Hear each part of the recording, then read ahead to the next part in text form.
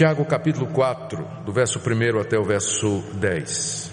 De onde procedem guerras e contendas que há entre vós? De onde, senão dos prazeres que militam na vossa carne? Cobiçais e nada tendes, matais e invejais e nada podeis obter. Viveis a lutar e a fazer guerras, nada tendes porque não pedis. Pedis e não recebeis, porque pedis mal para esbanjardes em vossos prazeres. Infiéis, não compreendeis que a amizade do mundo é inimiga de Deus? Aquele, pois, que quiser ser amigo do mundo, constitui-se inimigo de Deus. Ou supondes que em vão afirma a Escritura, é com ciúme que por nós anseia o Espírito que Ele fez habitar em nós? Antes Ele dá maior graça. Pelo que diz, Deus resiste aos soberbos, mas dá graça aos humildes. Sujeitai-vos, portanto, a Deus, mas resisti ao diabo, e ele fugirá de vós. Chegai-vos a Deus, e ele se chegará a vós outros. Purificai as mãos, pecadores, e vós que sois de ânimo dobre, limpai o coração. Afligi-vos, lamentai e chorai. Converta-se o vosso riso em pranto e a vossa alegria em tristeza. Humilhai-vos na presença do Senhor, e Ele vos exaltará. Graças a Deus pela sua palavra. Oremos mais uma vez, pedindo a orientação do Espírito de Deus para nós nesta manhã. Senhor, nós estamos reunidos como teu povo nesta manhã para te buscar de todo o coração, afligindo a nossa alma, quebrando e quebrantando o nosso coração, nos preparando para interceder pelo nosso país, por nossa família, por um derramamento do Espírito Santo sobre nós e sobre toda a nação. Pedimos que o Senhor nos atenda, que o Senhor nos ouça.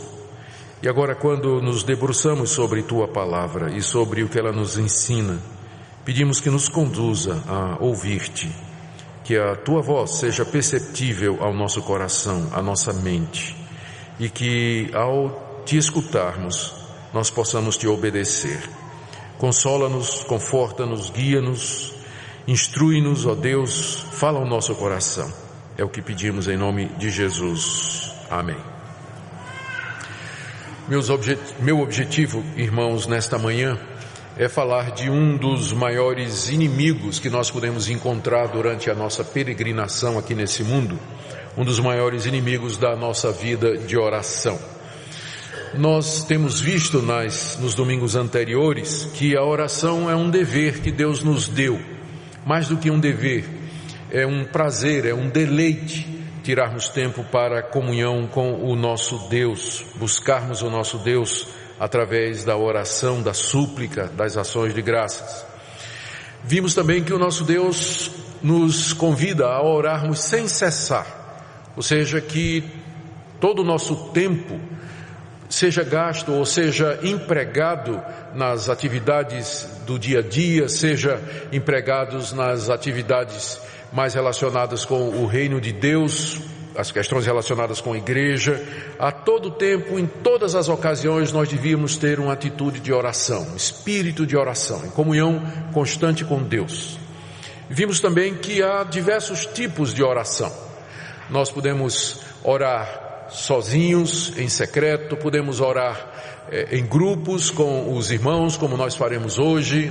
Nós podemos orar espontaneamente, a cada momento, a cada nova circunstância. Nós podemos tirar um tempo específico para nos dedicar à oração. Há muitas formas que a Bíblia nos ensina pelas quais nós podemos nos dedicar a Deus. Vimos também que temos de orar por todos os santos. Santos são os irmãos em Cristo. Devemos orar pelas necessidades deles, devemos orar pelos que estão em autoridade, devemos orar pelos nossos filhos, pelo nosso país. Vimos também no domingo passado à noite que nós devemos orar por um avivamento. Fizemos uma exposição do Salmo 85. E vimos também que nós podemos associar o jejum à oração como um meio de preparar o nosso coração, afligir a nossa alma, para que busquemos a Deus com mais intensidade, maior foco e maior quebrantamento. Hoje pela manhã eu queria falar dos inimigos da oração que nós encontramos na Bíblia, e particularmente esse que Tiago destaca aqui, que é o amor ao mundo, a busca dos prazeres do mundo, a satisfação das paixões pecaminosas do nosso coração.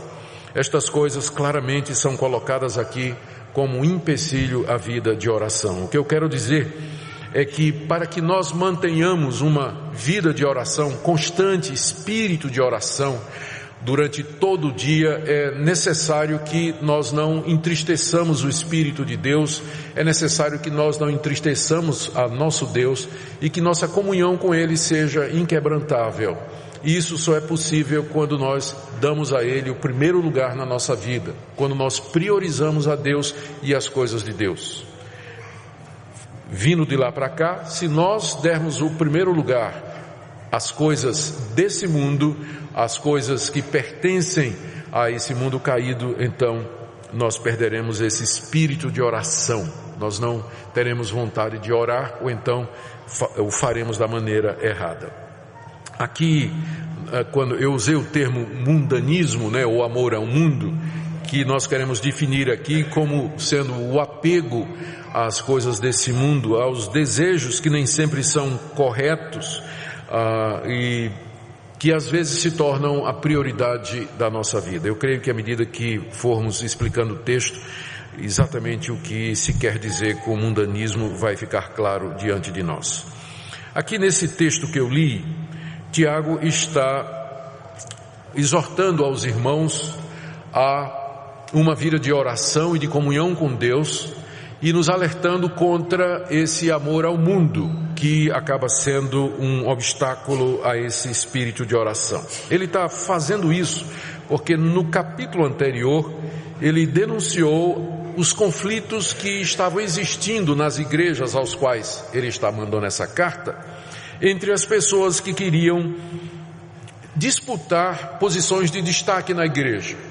O capítulo 3 é a respeito dos mestres. Muita gente queria ser mestre naqueles dias. E Tiago então adverte para que eles tenham cuidado e denuncia que eles estavam lutando entre si, se comparando, vendo quem seria o melhor, e dessa forma polêmicas e discussões estavam presentes entre eles, para saber quem era ou quem ocuparia as melhores posições. Tiago então ele começa perguntando: de onde vêm essas guerras e contendas que existem entre vocês aí? De onde vem isso? E a resposta dele é que isso vem das paixões do nosso coração pecaminoso. Essa natureza que nós temos, que herdamos do nosso primeiro pai, Adão, e que é inimiga de Deus e é hostil a Deus e a sua palavra.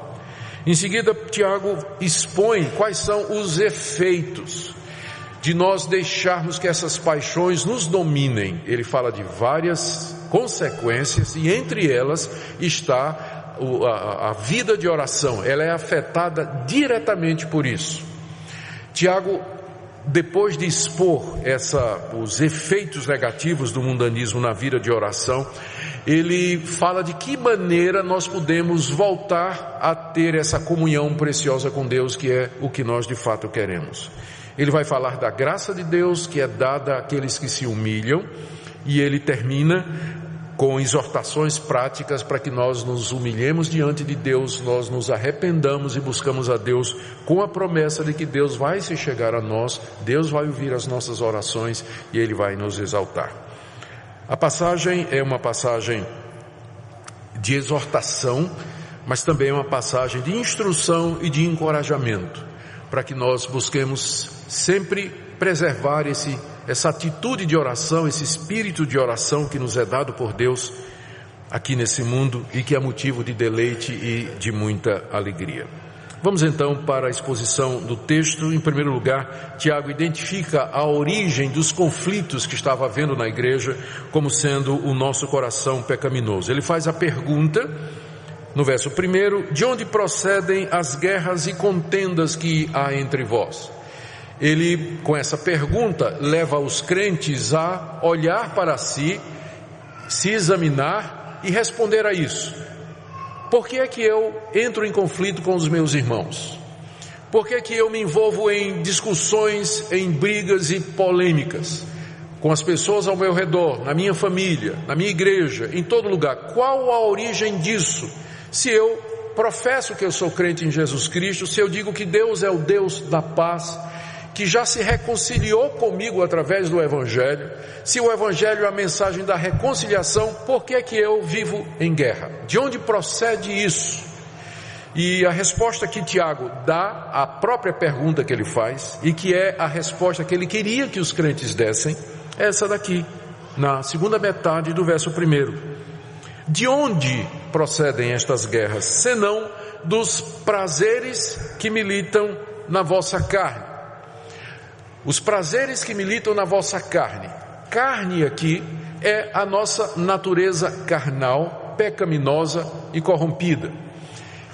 Nós somos salvos pelo Evangelho de Jesus, nós nos reconciliamos com Deus, nós somos perdoados dos nossos pecados, mas nós ainda mantemos a nossa natureza decaída, ainda continuamos filhos de Adão e Eva. A inclinação do nosso coração é contra Deus e contra as coisas de Deus. O fato de que nós somos regenerados, que nascemos de novo, não significa que essa natureza, ela foi extirpada, ela foi arrancada de nós, ela continua presente. O que Deus fez na conversão foi implantar um novo princípio de vida, foi nos dar uma nova orientação, transformou o centro da nossa vida, mudou o alvo da nossa vida. Antes era para nós satisfazer os pecados, viver pelos nossos deleites. Agora Deus nos dá esse novo princípio pelo Evangelho de vivermos para a sua glória. Mas isso não significa a remoção da natureza pecaminosa. Nós ainda somos inclinados ao mal. Ainda somos inclinados ao pecado, ainda sentimos prazer em fazer as coisas erradas. E na nossa natureza, nessa natureza pecaminosa, estão aquilo que Tiago chama aqui de prazeres. A palavra prazer, que é usada aqui na língua grega, é uma palavra que significa prazer sem dizer se é um prazer lícito ou ilícito, se é uma coisa que pode ou que não pode.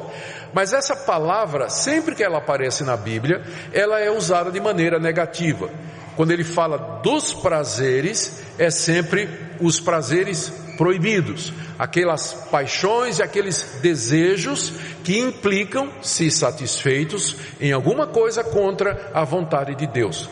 Paixões como esses desejos, eles são do tipo a cobiça de coisas que não me pertencem, deleite naquilo que Deus disse que não era para ser motivo de deleite para mim, abrigar sentimentos que são sentimentos pecaminosos como amargura, raiva, cobiça, encher os olhos de adultério ou de mágoa, ou enfim, esses prazeres, eles estão em nós.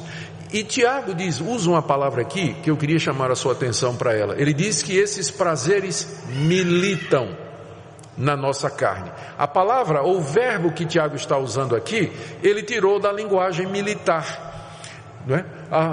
Militar, o verbo que é usado aqui é o verbo de onde vem o desenvolvimento de estratégias pelos militares para ganhar uma determinada batalha, e daí a ideia da batalha planejada e a batalha proposital com o objetivo de conquistar o adversário. O que Tiago está dizendo é que no nosso coração está havendo uma guerra. Nosso coração é um campo de batalha. E quem é o meu inimigo? Exatamente os prazeres. Eles, como um exército bem organizado, com uma estratégia, com uma intenção, têm como objetivo conquistar o meu coração, conquistar a minha vida. Então eles estão em guerra constante. Eles ficam querendo que eu os atenda, que eu me submeta a eles e que eu cumpra o desejo deles. Esses prazeres estão militando, fazendo guerra na minha natureza carnal. E é daí que procedem as contendas e os conflitos, quando eu ouço esses prazeres, quando eu deixo estas paixões me dominarem, quando eu quero, no caso aqui, o primeiro lugar, quando eu quero ser mais do que os outros, ou quando eu quero aquilo que eu não posso ter, ou quando eu me comporto de uma maneira que eu não devia comportar. É chamado de prazer porque é gostoso. É chamado de prazer exatamente porque é gostoso, porque a gente faz porque gosta, porque a gente se sente recompensado. O pecado é gostoso, depois vem o preço, não é? Depois que passa vem a ressaca, aí vem as consequências, mas na hora a maior atração do pecado é exatamente essa, que é alguma coisa boa, desejável e prazerosa. Por isso é que é chamado de prazeres. Então, estas paixões, elas estão na nossa natureza, elas querem nos dominar e elas querem nos conquistar. E é quando nós cedemos a elas, quando nós nos rendemos ao apelo dessas paixões e desses prazeres, é que nós caímos então em pecado. As consequências, os efeitos de nós atendermos esses desejos são colocados por Tiago aqui. Ele já mencionou as guerras e contendas no verso 1, e no verso 2 ele prossegue dizendo: cobiçais e nada tendes, matais e invejais e nada podeis obter, viveis a lutar e a fazer guerras. Aqui ele enumera algumas atitudes da pessoa que resolveu atender aos desejos do seu coração a qualquer preço. Cobiça e nada tem. Esse é o primeiro efeito desses prazeres. Eles nos levam a querer experimentar coisas, desejar coisas que nós, pela lei de Deus e pela vontade de Deus, não poderíamos ter. E nós ficamos cobiçando, olhando para o quintal do vizinho, olhando para a casa do vizinho, olhando para os bens do meu próximo, ou cobiçando estas coisas, tendo desejo delas. Tiago diz que a gente, quando resolve andar dessa forma, a gente vai viver num estado de cobiça e não vai obter. Provavelmente o que ele está dizendo aqui é que não vai obter o prazer que pensava que iria obter, ou a satisfação que teria em comer o fruto proibido do jardim do vizinho. Então no final não vai lhe satisfazer. Ou seja, a pessoa que é mundana, ela vive num estado eterno de cobiça, ela nunca está satisfeita, ela quer mais, quer experimentar mais o tempo todo. Ele chega até a dizer: matais e invejais e nada podeis obter. Eu acho difícil que tivesse, não podemos entender isso aqui literalmente, né? Tiago não está dizendo que tinha gente lá na igreja matando o outro para tomar a granja dele, ou a propriedade dele, ou a chácara dele. Eu não creio que ele está dizendo isso, mas ele está dizendo que há pessoas, uma vez que a gente se deixa dominar por esses desejos, então pode-se chegar ao extremo de que você está disposto a fazer qualquer coisa para atender a sua paixão e a sua vontade. Isso explica porque é que de repente gente que a gente considerava como equilibrada, gente boa, faz uma bobagem na vida. Lembra de fulano? Lembro, muito bem. Largou a mulher, foi embora, apareceu uma mulher na vida dele, casado há 30 anos, largou a mulher e foi embora, deixou com o filho, deixou tudo aquilo ali. Mas como pode um negócio desse? Isso explica porque tem gente que de repente faz uma bobagem e você não imagina de onde vem. Vem dos prazeres que militam na carne, que provoca cobiça. Lembra de fulano? Se lembra? Rapaz, o cara de repente resolveu arriscar tudo que tinha no negócio ilícito, se meteu com gente que não devia, gente desonesta, perdeu tudo que tinha. Rapaz, como é que pode um negócio desse? Quem está em pé, cuidado que não caia, porque nós todos participamos dessa natureza. E nós todos somos tentados de todas estas formas. Cobiçamos, invejamos, estamos dispostos a matar. Note que Tiago aqui está refletindo os 10 mandamentos, não é? Onde se fala exatamente dessas coisas. Nós desobedecemos a Deus e no final nós não temos nada, porque estas coisas não satisfazem realmente, elas não podem encher o nosso coração. Mas eu queria chamar a sua atenção para mais uma consequência, um efeito desse amor às paixões pecaminosas que Tiago fala no final do verso 2. Ele diz: vocês não têm nada, ou seja, o que tem não satisfaz, porque vocês não pedem. Em vez de pedir a Deus e dizer a Deus: Deus, enche o meu coração, Deus, satisfaz a minha necessidade, vocês não pedem. Vocês tentam encher a vida de vocês de propósito, de significado, ou satisfazer os seus desejos como se Deus não existisse. E o resultado é essa confusão em que as pessoas se metem. O coração delas se enche de insatisfação, de cobiça, de inveja, e que nunca se acalma. nunca se acalma. Vocês não têm nada porque vocês não pedem a Deus, porque vocês não oram. Então você percebe que o primeiro efeito aqui, para o que nós queremos destacar nessa manhã, o primeiro efeito do mundanismo, que é o amor às paixões e os desejos do mundo, um dos efeitos é encerrar ou atrapalhar ou colocar um obstáculo na vida de oração. O mundano não ora. O crente que vive para satisfazer os seus desejos e as suas paixões, ele não tem vida de oração. Ele não tem. São duas coisas que se excluem. Nós vamos ver isso mais adiante. Uma empurra a outra para fora. Uma empurra a outra para fora. Vocês não têm nada porque vocês não pedem. E Tiago diz agora, ainda sobre a oração: pedis, estou no verso 3, e não recebeis, porque pedis mal, para esbanjardes em vossos prazeres. O mundano não ora. E quando ele ora mal, porque ele vai pedir a Deus aquilo que ele não pode ter. E aquilo que Deus já disse que não dava. É assim, a vida de oração é totalmente afetada. Primeiro, ele não ora, e segundo, quando ele ora errado. Porque oração não é aquele tipo de coisa que, tipo assim, vale a intenção. Não, a oração é um exercício espiritual tão sublime, que ele é cercado de regras que a Bíblia colocou. Do tipo assim, você não pode orar a Deus que não seja pela mediação de Jesus Cristo. Porque Deus só nos atende na mediação de Cristo. Não é pelos méritos nossos, mas pelo que Cristo fez por mim na cruz. Essa é uma condição. Outra condição para Deus nos atender à oração é que nós oremos de acordo com a sua vontade. Também outra condição, você pode ver isso no Salmo, que diz assim: se eu no meu coração contemplar a vaidade, Deus não vai me atender. E aqui você tem mais uma dessas condições que são colocadas na Bíblia para que Deus atenda as nossas orações. Existe o risco de você estar orando mal, de você estar pedindo mal. E o que é que significa isso aqui no contexto? É que você está buscando a Deus, olha aqui a explicação, para esbanjar nos seus prazeres. A motivação está errada. Pode até ser uma oração bonita, mas a motivação está errada. Você está pedindo a Deus por um motivo egoísta. Você quer para satisfazer os seus desejos e suas paixões. Não é errado você pedir coisas a Deus, mas é muito errado quando é só isso que você faz. Sua vida de oração se resume a dizer a Deus: dá, preciso, quero, necessito. Quando Deus nos ensinou a orar: santificado seja o teu nome, venha o teu reino, seja feita a tua vontade.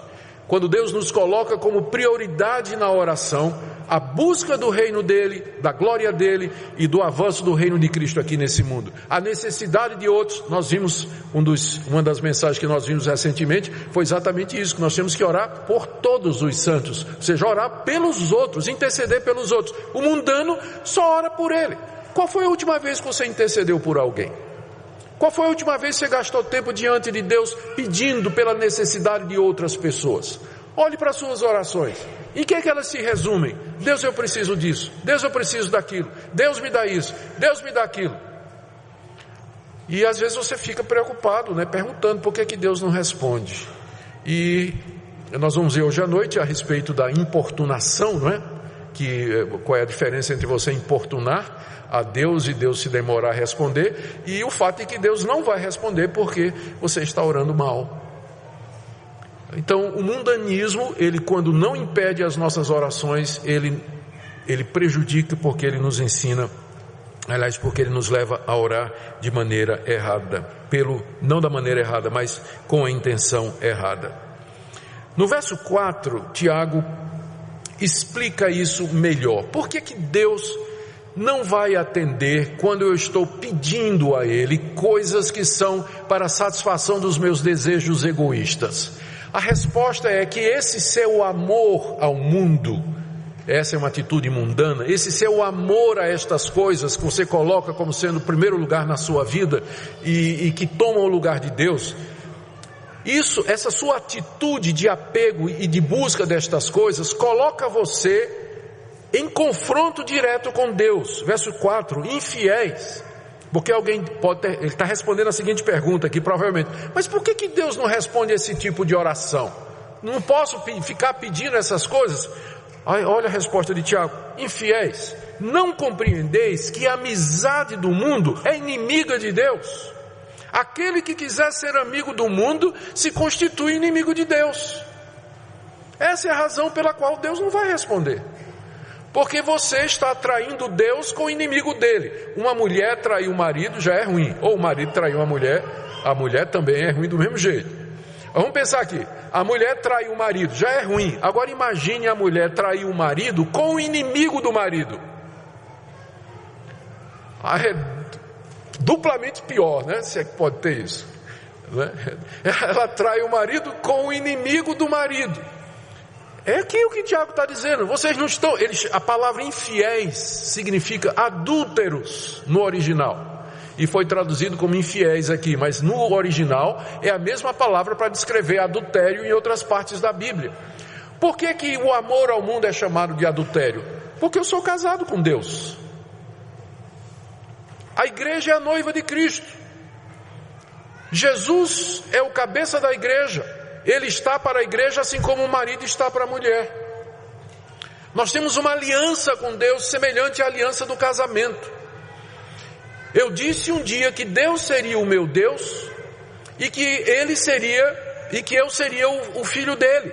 Eu estaria dele e pertenceria a ele. Eu afirmei isso quando eu fui batizado, ou quando eu fui batizado na infância e fiz minha profissão de fé perante a igreja, já adulto e consciente.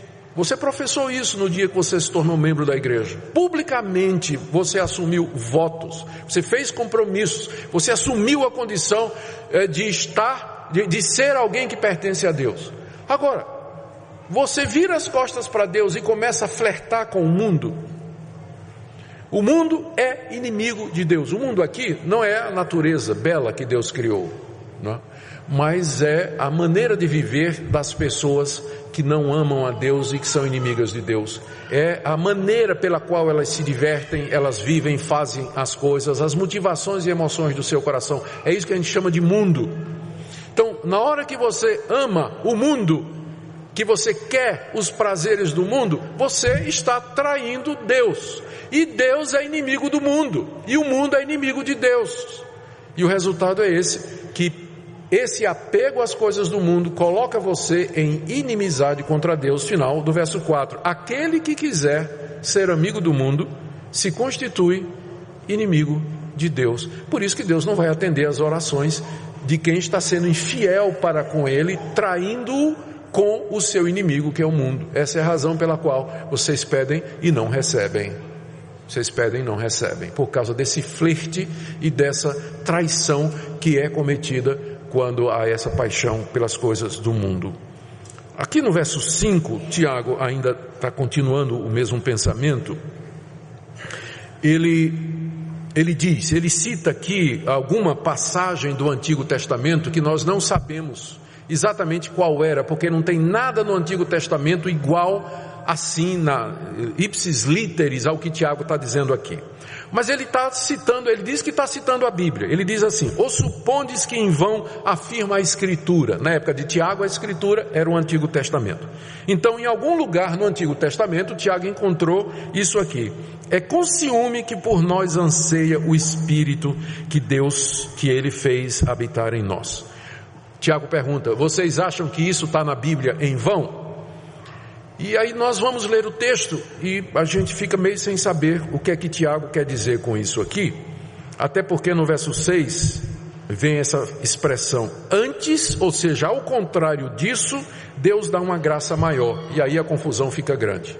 Eu quero sugerir a vocês que a dificuldade para compreender isso aqui é uma questão de tradução. E aqueles que têm a NVI, por exemplo, já na nota de rodapé, já tem uma alternativa de tradução que é seguida pela Bíblia na linguagem de hoje, se não me engano também.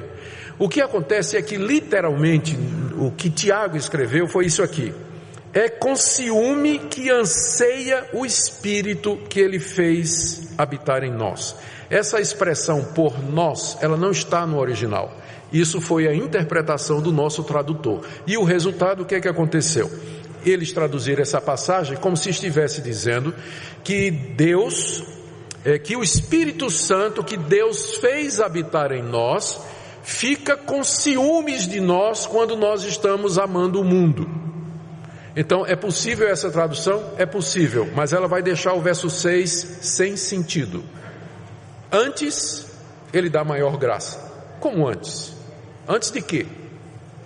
Qual o contraste que está sendo feito no verso 6? Uma outra possibilidade de tradução é que Tiago está dizendo o seguinte: vocês pensam que é em vão que a Escritura diz que o Espírito que Deus fez habitar em nós, Espírito aqui com E minúsculo, aquele Tiago estaria se referindo lá a Gênesis, quando Deus soprou o Espírito de vida no homem, e o homem depois caiu,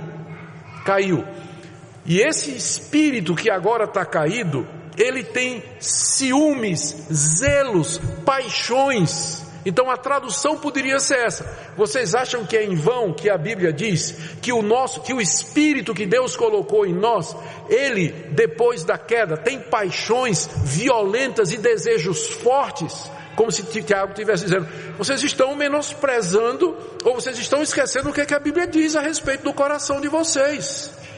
O coração de vocês tem paixões fortes, o espírito caído do homem tem essas paixões. Agora o verso 6 faz sentido. Antes, Deus dá uma graça maior. A graça de Deus é maior do que essas paixões do nosso coração. E aqui está aberto o caminho para Tiago dizer o que é que Deus pode fazer para nos livrar dessa situação de mundanismo. Se nós interpretarmos o verso 5 dessa forma, que ele está se referindo às paixões pecaminosas do seu coração, no verso 6 Tiago está dizendo de que maneira elas podem ser vencidas. Elas podem ser vencidas pela graça de Deus, que é maior do que essas paixões. Só que, verso 6, ao citar aqui mais uma vez a Bíblia, dessa vez a gente sabe onde é que Tiago está citando, ele está citando Provérbios 3:34, ele diz assim, a citação dele é essa: Deus resiste aos soberbos, mas dá graça aos humildes. O que é que eu preciso para me livrar do mundanismo? O que é que eu preciso para voltar a ter uma vida de oração? Eu não posso vencer as paixões do meu coração, porque meu espírito caído, ele aspira, ele anseia com ciúmes, com zelo dentro de mim pelas coisas pecaminosas. Mas existe um poder maior do que o poder do meu coração. Esse poder é a graça de Deus. É o favor de Deus, é a sua misericórdia, é o poder do Espírito Santo de Deus que vem sobre mim. Só que Deus dá a sua graça não ao arrogante, mas Ele dá a sua graça a quem? Os humildes. Então, o que é que eu faço para obter a graça de Deus, para me livrar da escravidão, do domínio do pecado no meu coração, para que eu possa orar e ter comunhão com Deus? Tiago diz, do verso 7 até o verso 10, portanto, vocês vão fazer estas 11 coisas. Vocês querem a graça de Deus? Para se livrar das paixões do pecado e poder ter as orações respondidas? 11 coisas. Primeiro, verso 8, chegai-vos a Deus. Vocês não oravam, vocês não têm porque não pedem, mas agora cheguem-se a Deus. Segundo, purifiquem as mãos, pecadores. Purificação das mãos significa confessar os pecados, pedir perdão. Veja o verso 7, que acabei passando, voltando ao verso 7. Sujeitai-vos a Deus. Essa faltou. Ainda no verso 7, resisti ao diabo. Agora Tiago revela quem também está por detrás de tudo isso. Ele não tinha falado no diabo até agora, não é? Tinha falado do mundo, das paixões do nosso coração, mas agora ele menciona o diabo, porque o diabo está por detrás de tudo isso. Ele usa tudo isso. Resiste, cheguem-se a Deus, sujeitem-se a Deus, resistam ao diabo. Verso 8, chegai-vos a Deus em oração. Verso 8 ainda, purifiquem as mãos, e limpem o coração. É a linguagem que Tiago diz para a gente confessar os pecados a Deus, buscar purificação pelo sangue de Jesus. No verso 9, afligi-vos, lamentai e chorai, tomar uma atitude de quebrantamento. Ainda no verso 9, converta-se o vosso riso em pranto e a vossa alegria em tristeza, como num dia como esse de hoje, em que o jejum nos ajuda a fazer isso, a quebrar o nosso coração, nos afligir diante de Deus, examinar o nosso coração e perguntar a Deus: por que o Senhor não está ouvindo as nossas orações? Por que eu não gosto de orar? É difícil orar? Ou porque eu oro mal? De onde vem? Por que tudo isso? Então esse é o momento de nós tirarmos a alegria do nosso rosto, de converter a risada em choro e nos afligir e lamentar diante de Deus, como ele diz aqui. E resume tudo no verso 10, humilhai-vos na presença do Senhor. Estão acompanhando o raciocínio de Tiago? Vocês não oram. E quando vocês oram mal, por isso Deus não atende. Mas por que Deus não atende? Porque vocês estão amando o inimigo de Deus, que é o mundo. E vocês estão pensando que isso é brincadeira? Não é não. O coração de vocês tem paixões fortes. Ele zela, ele cobiça fortemente. Mas Deus dá uma graça que é maior do que as paixões do nosso coração e que pode restaurar essa comunhão com Ele. Só que essa graça Deus dá aos humildes. Ele resiste ao soberbo, ao arrogante. Ele resiste a isso. Mas a quem se humilha diante dele, Ele concede essa graça. Então, para que vocês sejam abençoados com a graça de Deus, o derramar do seu Espírito sobre nós, vocês têm que se sujeitar a Deus, vocês têm que resistir ao diabo, chegar-se a Deus, purificar as mãos, limpar o coração, se afligir, lamentar e chorar pelos seus pecados, tirar o riso do coração de vocês e da cara de vocês, converta-se toda a vossa alegria em tristeza. Verso 10, se humilhem na presença do Senhor. É o que tudo isso representa, se humilhar na presença de Deus. E ele, agora vem, são 11 mandamentos, mas tem 3 promessas. Olha o que Deus promete a quem faz isso. A primeira promessa está no verso 7, sujeitai-vos portanto a Deus, mas resisti ao diabo e, isso mesmo, verso 7, resisti ao diabo e ele fugirá de vós. A gente ouve falar muito de batalha espiritual. E tem muitas igrejas que têm, e muitos movimentos que são voltados para a batalha espiritual. E nessa batalha espiritual você vai aprender uma tecnologia espiritual para combater o diabo. Então, tipo assim, né? Descobrir o nome do demônio, mapeamento espiritual, onde é que está o trono de Satanás, amarrar o diabo, mandar o diabo embora, né? Decretar ou repreender Satanás, vai aprender tudo isso. Eu quero resumir tudo isso numa única coisa. Você quer botar o diabo para correr? Você só precisa fazer uma coisa. O que é que Tiago diz que bota o diabo para correr? Resista ao diabo. Só. Resista aquelas tentações que vêm no coração, às quais Tiago se refere aqui no começo do capítulo, e que são usadas pelo diabo para destruir você. Resista ao diabo e ele vai embora. Não precisa amarrar, até porque se amarrar ele não pode correr. Então não precisa amarrar, decretar, determinar, repreender, fazer mapeamento, não precisa. É só dizer não, como Jesus disse no deserto, quando ele foi tentado por Satanás. Dizer não, não e não, e ele vai embora. Então a primeira promessa, você vai dessa forma mandar Satanás embora. Mandar Satanás embora. Segunda promessa, no verso 8, chegai-vos a Deus e Ele se chegará a vós. Agora sim. Antes, verso 4, ele era inimigo, e o inimigo não responde o pedido do outro. Você ora, Deus não vai responder, você está no estado de inimizade contra Ele. Mas agora você se arrependeu, você se sujeitou a Deus, você se chegou a Deus em oração, e Deus se chega a você. Ou seja, Ele chega perto, como quem diz: pode falar que eu estou ouvindo. Ele chega pertinho, e você vai sentir a presença dele. Você vai ver como vai ser diferente. E Ele vai atender suas orações. Ele vai atender as nossas orações. E tem a última promessa que está no verso 10. Humilhai-vos na presença do Senhor, e Ele vos exaltará. Tudo aquilo que você queria desde o começo, você poderia ter se tivesse buscado a Deus.